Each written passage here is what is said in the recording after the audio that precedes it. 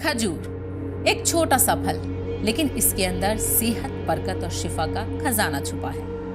आज साइंस भी खजूर की बात कर रही है और इस्लाम ने सदियों पहले इसकी अहमियत बता दी थी। हुजूर अकरम सल्लल्लाहु अलैहि वसल्लम रोजा खजूर से इफ्तार फरमाते थे और फरमाया, जब तुम में से कोई रोजा खोले तो खजूर से खोले, क्योंकि इसमें बरकत है। कुरान में भी खजूर का जिक्र आता है, जब हजरत मरियम अलैहिस्सलाम को दर्द ज़ह के वक्त खजूर खाने का हुक्म दिया गया। सूरह मरियम आयत 25।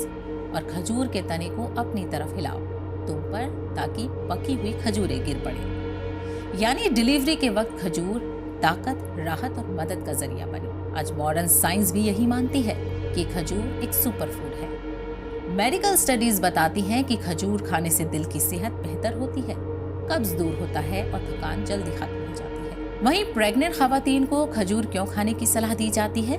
यहाँ साइंस और कुरान दोनों की बात एक ही जगह मिल जाती है।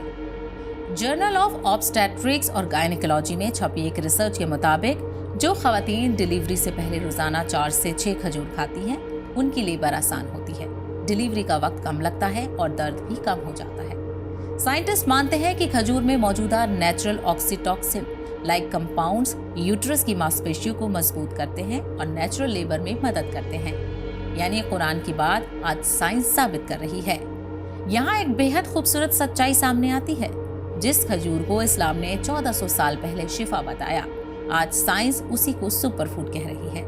यानी इस्लाम सिर्फ इबादत नहीं, बल्कि पूरी लाइफस्टाइल का बेहतरीन निजाम है।